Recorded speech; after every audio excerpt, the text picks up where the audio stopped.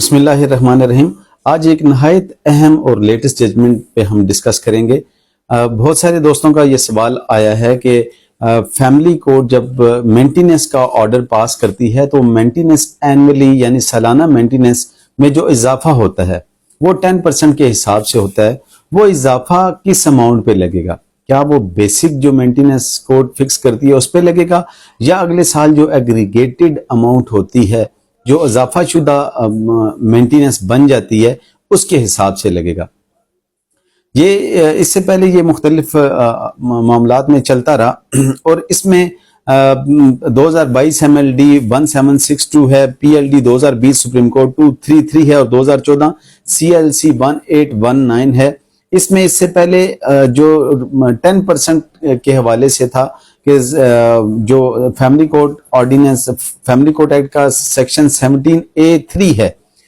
اس میں یہ تھا کہ اگر فیملی کورٹ جب بھی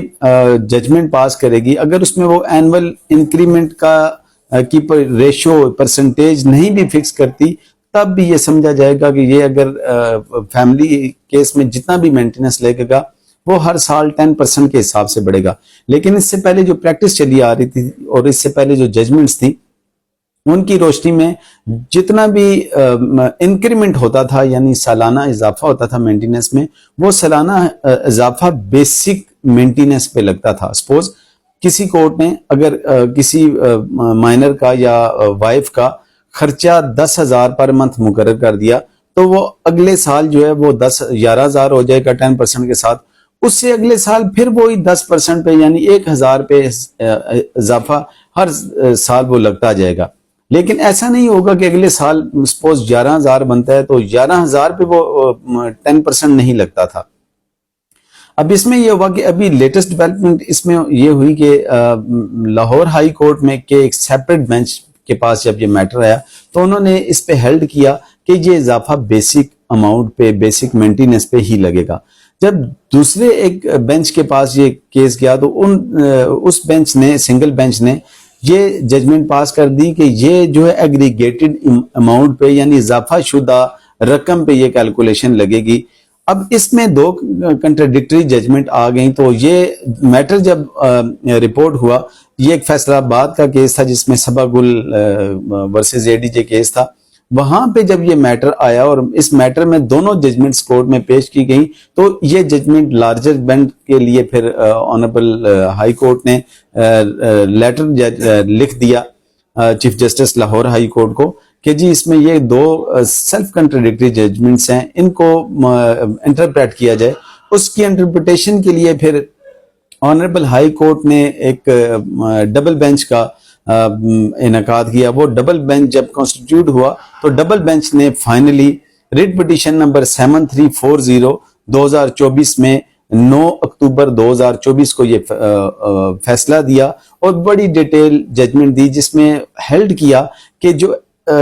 سالانہ انکریمنٹ ہے، سالانہ اضافہ ہے، وہ ایگریگیٹڈ اماؤنٹ پہ لگے گا، یعنی ایگریگیٹڈ مینٹیننس یعنی اضافہ شدہ جو مینٹیننس ہوگی اس پہ لگے گا۔ اس کی ایگزامپل یہی ہے کہ ایک سال اگر خرچہ سپوز 10,000 فکس ہوا ہے، نیکسٹ ایئر اس کا 10% جو 11,000 بن جائے گا۔ اب اگلے سال خرچہ 10,000 پہ نہیں لگے گا، جو بیسک آپ کا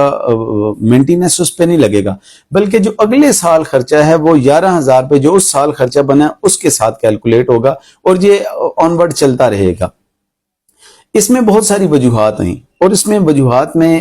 ایک اہم وجہ یہ بھی بتائی گئی کہ انفلیشن ریٹ آپ کو پتہ ہے بڑھ رہا ہے، اور انفلیشن ریٹ کے ساتھ اگر آپ بیسک مینٹیننس پہ ہی ایگریگیٹڈ وہ سے کیلکولیٹ کرتے جائیں گے اور اس پہ یہ اضافہ لگائیں گے تو یہ کور نہیں کرے گا۔ بیسیکلی آپ کو پتہ ہے کہ فیملی لاز میں ہمارے ملک میں جو ہے وہ اپریسڈ طبقہ جو ہے وہ بچے ہیں اور ماں ہوتی ہے۔ اب ان کے لیے کانسٹیٹیوشن آف پاکستان بھی پرووائڈ کرتا ہے کہ ان کی پروٹیکشن کی ذمہ داری ہسبینڈ پہ ہے۔ اب اس میں دیکھا گیا کہ اس کو اگر بیسک پہ رکھتے ہیں تو یہ انصاف کے تقاضے پورے نہیں کرتا۔ اب انصاف کے تقاضے پورے کرنے کے لیے اس میں جو آنریبل ہائی کورٹ نے ہیلڈ کیا اس میں ایک چیز کو مد نظر رکھا کہ آپ دیکھتے ہیں پنجاب رینٹڈ پریمیسز ایکٹ 2009 ہے، اس میں بتایا کہ جو کرائے میں سالانہ اضافہ ہوگا وہ ایگریگیٹڈ اماؤنٹ پہ ہوگا، وہ بیسک کرائے پہ نہیں ہوگا۔ اسی کو مد نظر رکھتے ہوئے اس میں بہت ساری ججمنٹس کو دیکھا گیا، اور Punjab family courts amendment act 2015 کو بھی اس میں شامل کیا گیا، اور یہ شامل کرنے کے بعد اس میں بہت ساری، میں آپ کو اس میں آپ دیکھ لیں گے، ٹکر بھی چل رہا ہوگا، اور اس میں بیسیکلی 2012 CLC 1407 ہے، PLD 2008 لاہور 560 ہے، اور بہت ساری ججمنٹس میں ساتھ ساتھ نیچے یہ آپ نوٹ فرما لیں گے، ان ججمنٹس کو اس میں ڈسکس کیا گیا، اور ان ججمنٹ کو ڈسکس کرنے کے بعد آنریبل ہائی کورٹ نے فائنلی یہ ڈیسائیڈ کیا کہ آج کے